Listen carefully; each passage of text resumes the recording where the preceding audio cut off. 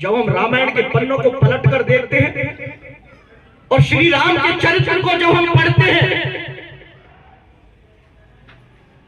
तो राजा दशरथ का वो पुत्र जिसके लिए सारी राजसी सुविधाएं उपलब्ध थी,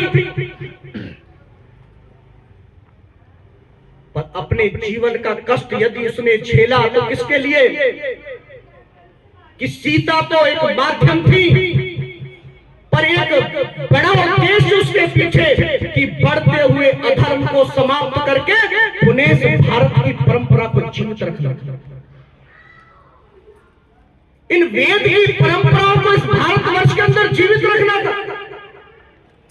भगवान शिव की परंपरा को इस भारतवर्ष के अंदर जीवित रखना था।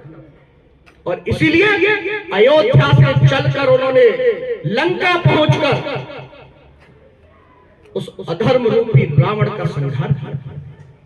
पूरा जीवन कष्ट में निकल गया, क्योंकि वो कष्ट इस भारतवर्ष के ऊपर था। इसीलिए बड़े स्पष्ट शब्दों के साथ कि जब जब हम अपनी परंपराओं को भूल बैठते हैं, अभी 25 दिसंबर गया है, यदि यहां बैठे जो प्रतिदिन राम का स्मरण करने वाले लोग हैं, राम की परंपरा को मानने वाले लोग हैं, यदि मैं उनसे इतिहास के बारे में पूछूं कि इस दिसंबर के माह में ऐसे कौन कौन बलिदानी थे जिन्होंने हमारे लिए अपने जीवन का बलिदान इस भारत माता के लिए दिया, हम बता नहीं सकते। एक ही नाम हमारे ध्यान में आएगा, और वो नाम किसका? वह परंपरा जिसने इस भारतवर्ष को 800 वर्षों तक गुलाम बना के रखा, जिस परंपरा का इस भारत की संस्कृति से कोई मतलब नहीं कि 25 दिसंबर वो दिन कि रात को सेंटा क्लॉज आएगा और तकिए के नीचे टॉफी रख के जाएगा, बच्चों को हम सिखाते। पर हम भूल गए हैं कि यह दिसंबर का माह था कि जिस दिन एक मां ने अपने 4 लालों को, अजीत सिंह और जोरावर सिंह, फतेह सिंह और जुझार सिंह, ऐसे 4 लालों को इस भारत की संस्कृति की सुरक्षा के लिए बलिदान कर दिया। वो दिसंबर का ही माह था, हम भूल गए। वो बालक कौन थे? वो बालक वो मां के गोद में खेलने वाली आयु के वो बालक थे। किसी की उम्र 6 वर्ष थी, किसी की उम्र 5 वर्ष थी, किसी की उम्र 10 वर्ष थी, किसी की उम्र 12 वर्ष थी। हम भूल गए। हम अपने बच्चों को लाल टोपी पहना के सेंटा क्लॉज बना देते हैं। वो सेंटा क्लॉज कौन था? वो सेंटा क्लॉज वही था जिसकी संस्कृति ने 800 वर्षों तक हमारे ऊपर अत्याचार किया, जिसने सरदार भगत सिंह को फांसी पे चढ़ाया था। पर हम आज उसको महिमा मंडित करते हैं अपनी आंखों के सामने, अपने बच्चों को झूठ परोसते हैं कि रात को सेंटा क्लॉज आया था, टॉफी रख के चला गया। आया कौन था? आप ही लोगं ने टॉफी तकिए के नीचे रखी है और बच्चों को झूठ सिखाते हो कि सेंटा क्लॉज आया था। क्या ये राम की परंपरा थी? क्या राम की परंपरा थी प्रातः काल उठ के रघुनाथा माता पिता गुरु? क्या आज हम अपने बच्चों को सिखा रहे हैं?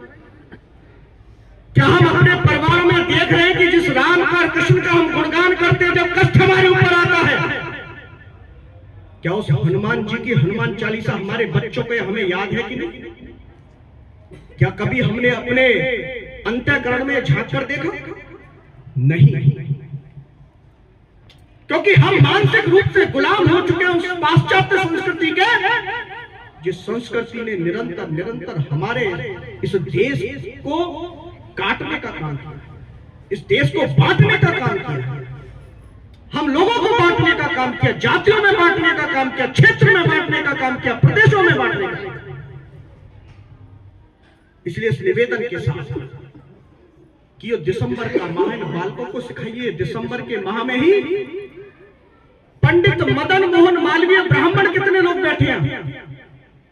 वैसे ही मैं पूछ रहा हूं, उसमें कोई संकोच ना करें। वैसे तो हम सब हिंदू हैं, पर मदन मोहन मालवीय जी थे तो पूरे देश के, इस हिंदुस्तान के, इस भारत के, पर इस विशेष जाति ने मान लिया कि वो हमारे ही थे। और उनसे मैं पूछूं कि 4 लाइन पंडित मदन मोहन मालवीय जी के ऊपर बता दो तो पता नहीं होगा। वो मदन मोहन मालवीय कौन थे? 1916 देश गुलाम था, देश में ये कह दिया कि मैं हिंदू हूं तो ये अपराध था, फांसी लग जाती थी। पर एक मां का लाल इस भारतवर्ष में पैदा हुआ और उसने विचार किया कि देश इस समय आध्यात्मिक और आर्थिक दोनों ही पहलुओं पर लूटा जा रहा है, और जब देश स्वतंत्र हो तो मेरी आध्यात्मिक शक्ति से भारतवर्ष की ये बताने के लिए मेरा देश राम और कृष्ण का था, इसके लिए एक विश्वविद्यालय भारतवर्ष के अंदर होना चाहिए, और वो काशी की धरती जहां से सनातन का ज्ञान प्राप्त होता था, वह हिंदू विश्वविद्यालय 1916 में दिया मदन मोहन मालवीय ने। 1947 में देश आजाद हुआ।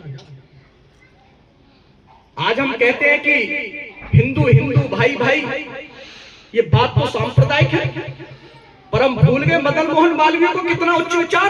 1916 में हिंदू विश्वविद्यालय से भारत की धरती पर। ऐसे मदन मोहन मालवीय जी का जन्मदिन भी इसी दिसंबर के माह में आता है। गुरु गोविंद सिंह के 4 बच्चों का बलिदान दिवस भी इसी दिसंबर माह में आता है, जिन्होंने एक कसम खाई थी कि ये मेरा जीवन रहे या ना रहे, पर मेरी माता गुलामी की जंजीरों से मुक्त होनी चाहिए। और जब युद्ध के मैदान में गुरु गोविंद सिंह के 2 बच्चे लड़ रहे थे, जिनकी मां की उम्र 8 साल और 12 साल की थी, लड़ते लड़ते प्यास लगी, युद्ध का मैदान छोड़